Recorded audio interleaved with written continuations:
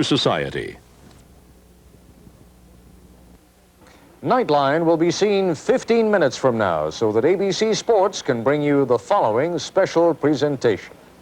Term as Prime Minister ended when she was gunned down by her own bodyguards. 5 years ago, he was a pilot for Indian Airlines. But 2 weeks ago, he was negotiating in Moscow. Yesterday, he was welcomed by President Reagan. And today, he spoke before a joint session of Congress. I am young, and I too have a dream. I dream of an India strong, independent, self-reliant, and in the forefront and the front rank of the nations of the world in the service of mankind.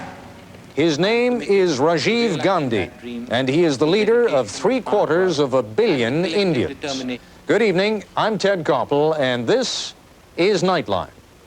Tonight, we'll talk with the Prime Minister of India here on his first state visit to the United States. This is ABC News Nightline. Reporting from Washington, Ted Koppel. The India with which most Americans are familiar is at least 40 years old, in some cases even older than that. It is the India portrayed in recent movies like Gandhi and Passage to India. The transition from British colony to independent nation depicted in the television series The Jewel in the Crown. But there is a new generation of Indians and Indian leaders born just as that era was ending. And one of them, as Mark Litke reports, is now Prime Minister. Who is capable of holding India together? Who is capable of keeping India united? And who has the foresight, the vision to take India into the 21st century? He may have had his doubts when he posed those questions 6 months ago, but today, Rajiv Ghandi clearly believes he has what it takes, and the majority of Indians apparently agree with him. For a man who never wanted to be in politics, Gandhi has emerged as a vigorous, self-confident leader, already shaking up his complex, tradition-bound nation with ambitious plans to speed up its modernization and reassert its role in international affairs. He began by calling elections and purging his mother's and now his own Congress party, forcing out many older, corrupt politicians. Then he turned to the economy, launching a program that breaks dramatically with India's homespun state socialism, giving a freer hand to private industries, welcoming more foreign investment and technology. India missed the Industrial Revolution. We cannot afford to miss the electronics and computer revolution that is changing the world today. Both his style and his ideas have been especially attractive to India's young urban professionals. He projects an image which is much better than most other people would have projected about this country. India needed somebody like him because he brings a lot of encouragement for younger people. And even old critics of his mother's administration appear to have been won over. Mrs. Gandhi's last few years were really disastrous. She was unable to make up her mind and she took wrong decisions. And she became impervious to advice and reason. Now, that doesn't apply to this young man who's had absolutely no training in politics and is not devious at all. He looks you straight in the eye and is willing to listen to unpleasant things. But not everyone here is that enthusiastic about Gandhi. Sometimes the road to hell is paved with best intentions. His intentions might be to create an egalitarian and equalitarian society, but the steps that he is taking will only widen the disparity between the rich and the poor in the country. The question is whether the economic benefits will ever trickle down to the majority of India's population who still live and work in the countryside. Whether the enormous numbers who still live below the poverty line will ever benefit from computers or high technology. The opposition says these people will get nothing, that only the wealthy urban dwellers will benefit. They also fear that Gandhi is opening up India's floodgates to an onslaught of foreign corporations and multinationals concerned only with cheap labor, increasing the threat of another Bhopal-type tragedy in the nation. Modernization, yes, but that modernization which will maintain a balance between the machine and the man. Gandhi dismisses the criticism with a Kennedy-style appeal. There has to be something that we are building up to. if we try to get the lowest common denominator for everything, then we're going to be more backward and we're not going to progress at all.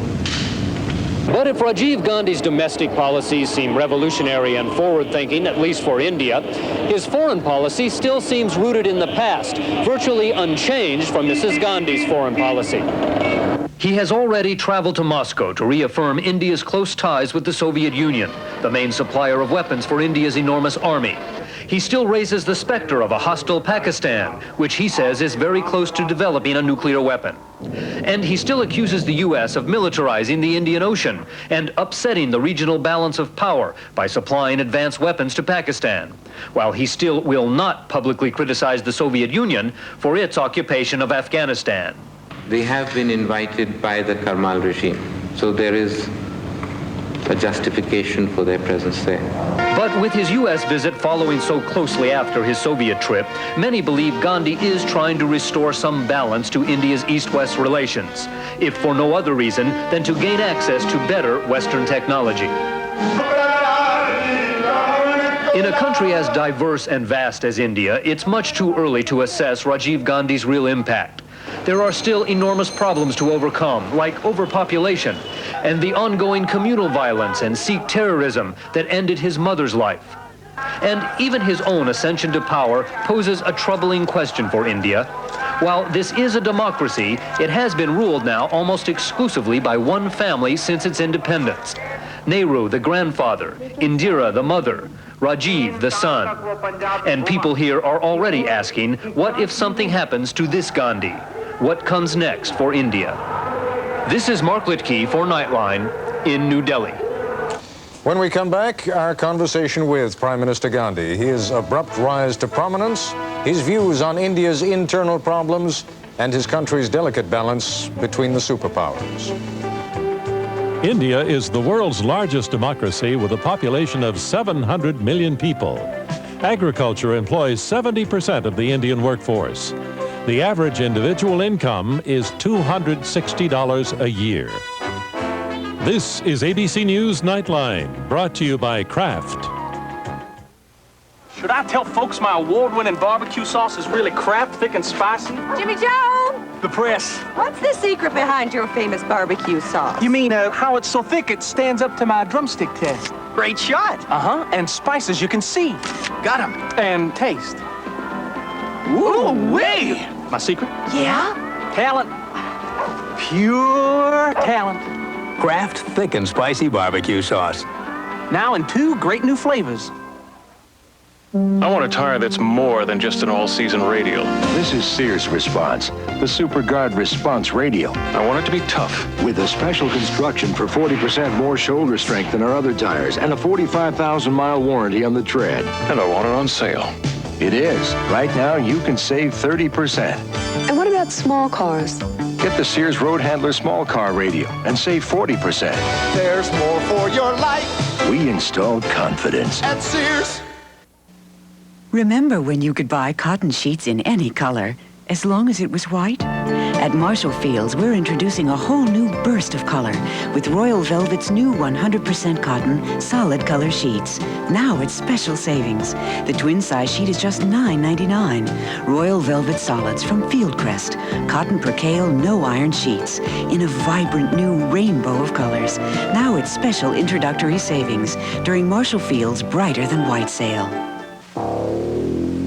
Here's a tool you've never seen, a new electric green machine. You can cultivate your flower bed, cut your weeds. You can aerate your soil, transplant with ease. Mix plant food in to keep your garden green. There's so many uses for the green machine. Trim garden edges like a dream. Cut through sod so neat and clean. It's the perfect tool for your landscape scene. You're going to love the green machine, the green machine, the green machine. Available at Ambling's Home Hardware and Osco drugstores in Chicagoland. Coping with the reality of death. It is difficult for adults, even tougher for children. There is one program that is helping. Tomorrow on World News Tonight. Prime Minister Gandhi is in the midst of a scheduled 5-day visit to the United States. After Washington, he will travel to Houston, where he will tour the NASA Johnson Space Center and meet with high-tech firms. This afternoon, I spoke with Prime Minister Gandhi, who joined us from the residence of the Indian ambassador here in Washington. Prime Minister Ghandi, if I may, first a little bit about you. Is it accurate to say that up until about 5 years ago you had little or no interest in politics? That's right. I was very happily flying in our airline. And then your younger brother died, and it became necessary for you to take a more, well, not exactly an active role, but your mother at that time came to you and said what? Well, she didn't come and say anything at all. There was a demand from our party people, and especially a demand from my brother's constituency, that I stand from that constituency. And you ran for office? And I ran for Parliament, yes. Forgive me, because this sounds, I suppose, like a rather indelicate question, but how does someone go from 5 years ago having little or no interest in politics, playing no role in politics, to suddenly being the Prime Minister of the world's largest democracy? A huge jump. Well, we have a fantastic thing called the democratic process. That's an interesting answer, but I'm not sure I understand it. Well, it's up to the people to decide what they want, and we had an election in December, and that's what they decided. Prime Minister, I'm not questioning. Obviously, the Indian people chose you, and they chose you freely, and apparently are very gratified by their choice. But I'm asking you, how does someone who, for so many years, for most of his professional life, operated in one sphere, how do you make that adjustment? How have you? Oh, I haven't found it at all difficult.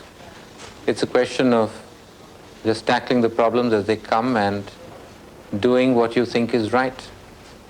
And in terms of, why don't we start with domestic, in terms of your domestic problems, list for me, if you would, the top three. I think the top problem has to be long-term, has to be population, and short-term Punjab. When you say Punjab, you're worried about the separatist movement? Well, not really, because the number of people involved in that are very few.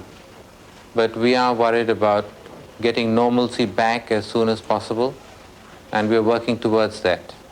What about the economy? The economy, we feel, is going to do very well. There's tremendous enthusiasm, and I think that we're going to turn in very good results in the next few years. Let's talk a little about foreign affairs. What would you, I mean, first of all, if you'd be good enough to give us your assessment of how your meetings went with the President, how you were received today up on Capitol Hill. You seem to have made a very warm impression all around. Take us a little bit beneath the surface, if you would. I think, I feel that President Reagan and I got on very well together. What should I say? I think we hit it off, so to say. That's the line that one of his staffers used that I saw reflected somewhere in the press this morning, hit it off. What does that mean? Well, that means that we got along together as individuals. And although we have different viewpoints, different methods of solving similar problems, or the problems that we both feel need to be tackled, we could talk about them, discuss them, and try and convince each other about them. It was a very frank, open talk that we had, and I'm sure that we could build relations on this and much improve the friendship, the cooperation that we have had with the U.S. in the past. Former President, French President Charles de Gaulle once wrote a letter to David Ben-Gurion in which he said, "Men have friends, nations have interests." Why is it important whether you and our president get along as men? Isn't it just the national interest of each country that you both have to be concerned about?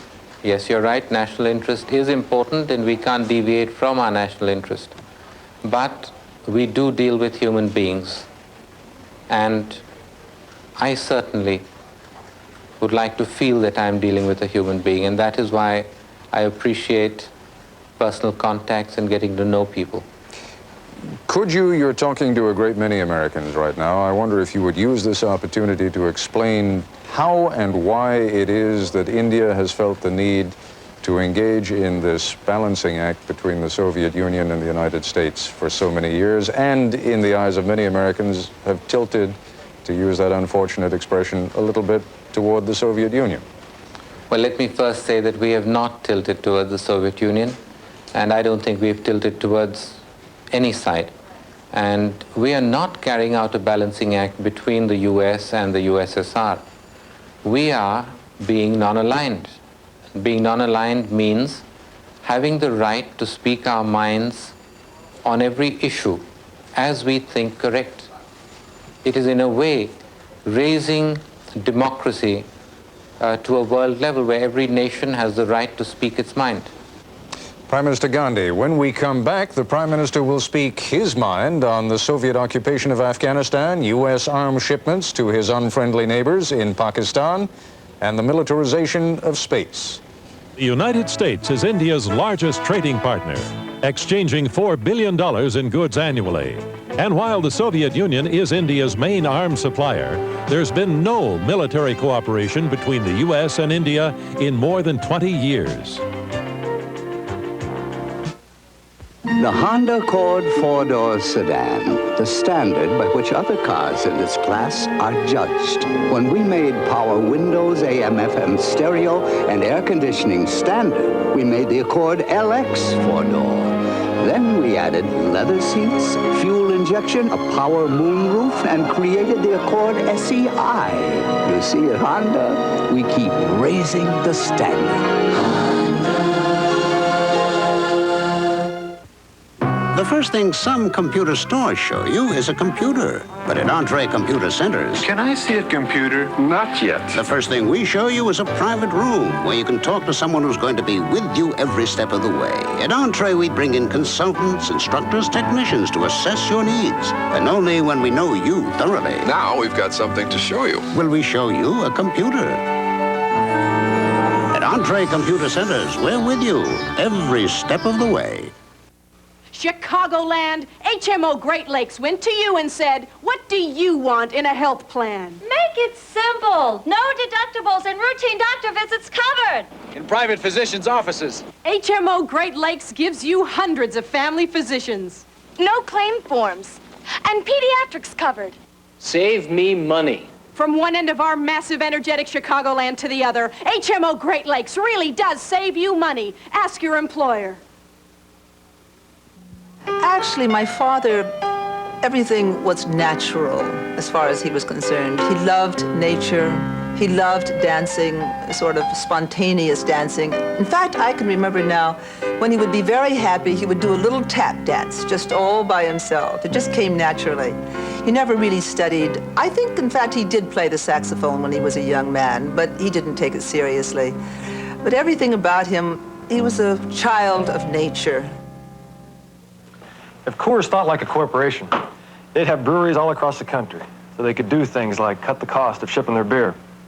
But because Coors thinks like a brewer, they have only one brewery, right where the best brewing water is, the Rockies. And having only one brewery makes sure that every Coors tastes as good as every other Coors. Thinking like a brewer, not like a corporation. That's why, for the consistent taste of a great beer, Coors is the one.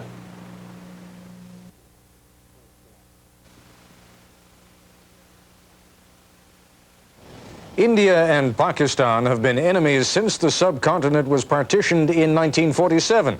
The presence since 1979 of up to 125,000 Soviet troops in Afghanistan has prompted the U.S. to increase arms shipments to neighboring Pakistan. And that, in turn, has tended to push India in Moscow's direction. You referred some time ago, quite recently, in fact, I think during your visit to Moscow or just after your visit to Moscow, to the appearance of, I guess at the time, about 80 or 90,000 Soviet troops. Now there are 125,000 Soviet troops in Afghanistan as being in response to the invitation of the Afghan government. Explain to us, if you would, what is meant by an invitation in that context. Well, they were invited into Afghanistan at the time. But what is important now is to see how we can solve the problem instead of trying to pick it apart in the past. What we've got to see today is how we can stop the interference and the intervention in Afghanistan, how we can bring normalcy back, how we can get the refugees back home, and how we can have a good non-aligned government in Afghanistan. Is your relationship with the Soviet Union and with Soviet leaders and with Mr. Gorbachev in particular such that you are able to raise such a delicate issue with him with more specificity? In other words, would it be proper for an Indian Prime Minister to say perhaps you don't need 125,000 troops there, you might get by with 50? We are fairly frank about what we think, and I think the Soviet leadership knows what we feel about it. Is it fair to say that you draw kind of a parallel, an analogy between the Soviet role in Afghanistan and American support for Pakistan? In other words, do you see one as balancing the other off? Are they of equal stature in your eyes? No, we don't feel that they're balancing anything. We feel that they're disturbing our region, and we would like peace in our region, and we would like that there is no superpower controversy in South Asia. Any disturbance in that area causes problems to the development of all the countries in the area, and that is of concern to us. If there is a thorn in the side of Indo-US relations, it is clearly our relationship with Pakistan. You would agree with that, would you not? No, I don't think so. We don't feel that one relationship should affect another relationship. Maybe I use the term too broadly, that the amount of military aid which our country gives to Pakistan, that is a thorn in the relationship between your country and ours. Well, we are upset about it because what it means is that we have to divert large funds for military expense. And we would much rather use those finances for development for our people. But because such large weapon shipments are made to Pakistan, we are forced to use them on military spending. Where does this, where does this particular Gordian knot, how do you undo it? How do you slice it? Do you try to untie it, or is there some single slice of the sword that can cut it? I'm sure a solution in Afghanistan which is acceptable to all the parties concerned would be a first step in this. Would it not solve the problem if the Soviets were to pull their troops out of Afghanistan? Then there would be no reason whatsoever for the United States to have to give the kinds of weaponry support to Pakistan that it now gives, and the problem would be resolved, would it not? It's not just a question of Soviet troops. That's one aspect of it. The interference from across the Pakistan border is just as serious, and that must stop as well. Which interference are you talking about? By the Mujahideens. Against? Well, against the Afghan government. And the Soviets? And the Soviets. Do you really see an independent Afghan government? When you speak of an Afghan government, you speak of it as though it were free to do what it wants. We would like to see a non-aligned government in Afghanistan. But that's not possible as long as there are 125,000 Soviet troops there. Well, that's why we said that if all the parties concerned can get together, talk about it, maybe they can have a solution. To get onto another subject, you, in your remarks before Congress today, Prime Minister, and I know you have a very busy schedule, so we'll wrap it up on this point, seem to indicate that you oppose what the President likes to call the Strategic Defense Initiative, what has popularly come to be known as the Star Wars program. Why? Why do you oppose it? We feel a new dimension to the arms race will only be dangerous for all of us. We also feel that Star Wars as it is seen today is not foolproof. There are too many flaws in it. And we feel that any defense system will be overcome by an offensive system. It only takes a little time for that to happen. You know that the argument is made in this country that the Soviets have already begun developing a program like that, and that in some respects, indeed, they're already far ahead of us. Did you voice similar opinions when you were in Moscow? We've not got any proof of that or any indication of that yet. But when we criticize Star Wars and SDI, it's equal for everyone. It's not just for the US. We criticize it if the Europeans are doing it, or if the Soviet Union is doing it, or if anybody else is doing it. Are we doomed to live in a bipolar world? Are we doomed to live in a world which for the foreseeable future is going to find itself uneasily caught between the Soviet Union and the United States? Well, we hope not, and that's why we've got an non-aligned world. And what is your program for that non-aligned world? Give us a 5-year Well, non-alignment really is presenting democracy on the world stage and raising the bilateral problems, rising above the bilateral problems, and really allowing the countries to speak out on issues as they see fit. We think this is the only way that proper opinions can come out, when people speak their minds and are not guided by military or other ties. When you expressed that point of view to President Reagan, did you detect a sympathetic hearing? It's difficult to say, but I think many people, even in the US, are convinced that the present system does need adjustment and change to make it fit into 1985 or 2000, to make it survivable for the human race as we are. Prime Minister Ghandi, I know what a very busy schedule you have, and I appreciate very much that you took the time to speak with us this evening. Thank you sir. very much. Thank you. I'll be back in a moment. We can be a lifeline or a hardline. We'll be there when you need us to be. Your computer needs for where your future leads. We're the right choice, AT&T. Whether it's telephones, long distance, information systems, or computers. The right choice, AT&T. Honey, you have Michelin tires in your car, don't you? Yeah. How come? Well, I don't know. They're terrific tires. Why? How come I don't have Michelins in my car? Oh, sweetheart, they cost more. I drive to work. I go out of town a lot. All you use your car for is shopping, driving Amy around.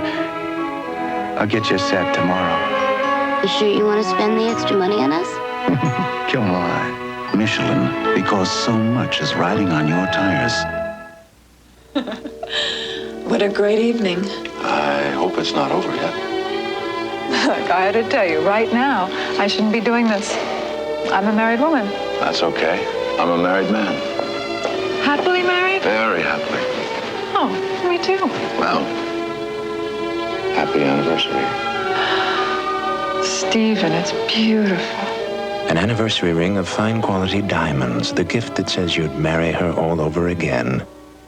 It's New Year's Eve. It's only 8:30, and the party's over already. The cash I sunk into this, lobsters, caviar, a whole pig. What's this? Sardine or sushi? Yeah, and then we run out of something that don't like cost nothing. Nice. The new Admiral Party Ice refrigerator makes more than twice as much ice every day as GE, Whirlpool, or Frigidaire. Call 1-800-FAST-ICE for your nearest dealer. Admiral, because when you're out of ice, the party's over. I'm Steve Bell. And I'm Kathleen Sullivan. For what you need to know as you begin your day. Wake up to ABC's World News this morning before Good Morning America. I'm Barbara Walters. Join Joe in London and me tomorrow for Good Morning America. Amy Grant, the great gospel singer, will be here. Also outrageous Joan Rivers. On Good Morning America. Tomorrow on ABC's World News Tonight with Peter Jennings, coping with the reality of death. It's difficult for adults, even tougher for children. There's one program that's helping families grieve and heal. That's our report for tonight. I'm Ted Koppel in Washington. For all of us here at ABC News, good night. I'm Jim Duffy. We've talked about how television ratings work. Here's how we use them. Ratings indicate a show's popularity and whether we should keep it on the air. But we don't just go by the numbers. We use judgment.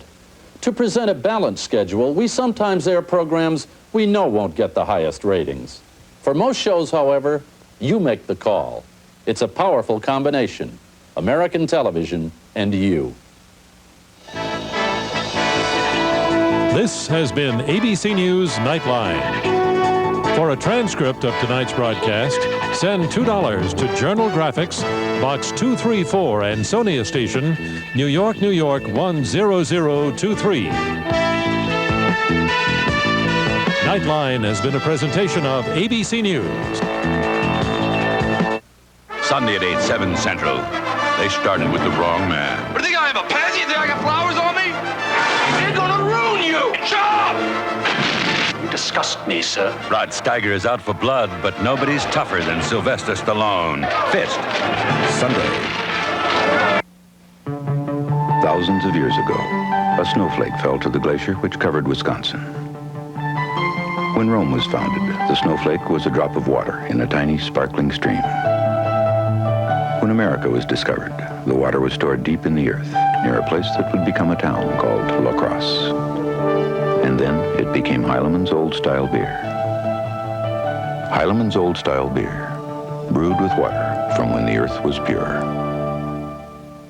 A John Wayne classic, late night tonight. Good evening, everyone, and welcome to this very special occasion. Now, if you'd be so kind as to lower the lights a little and bring the chairs up nice and close to the TV set, we'll get started. In case you didn't know, Los Angeles is haunted, and tonight we're going to do our best to scare you with a few little ghost stories. If you remember, last November, we took you on an eerie walk through the Westwood Cemetery, and an unexplained ghostly image appeared before our cameras. There's a lady keeps appearing to me over there, and she has a rather tight-fitting red dress. Quite who she is, I'm not sure. Was it real, or were our eyes playing tricks on us? Well, tonight, several noted experts examined the evidence. All I saw was a little flaring of light. That's all that was seen. I have individual still photographs that show very much the same thing. I'm very impressed by that footage. We'll return to the gravesite tonight with psychic Hamilton Farmer in search of the elusive ghost in the red dress. And then we'll discover that Hollywood hauntings are anything but new. We'll visit a local apartment complex with some ghostly tenants that refuse to vacate. And with Cynthia Allison, we'll spend an eerie evening at the Maskers Club, a Los Angeles theater that attracts spirits of actors who refuse to take their final bow. All you have to do is walk through the doors on any night, and the walls will talk to you.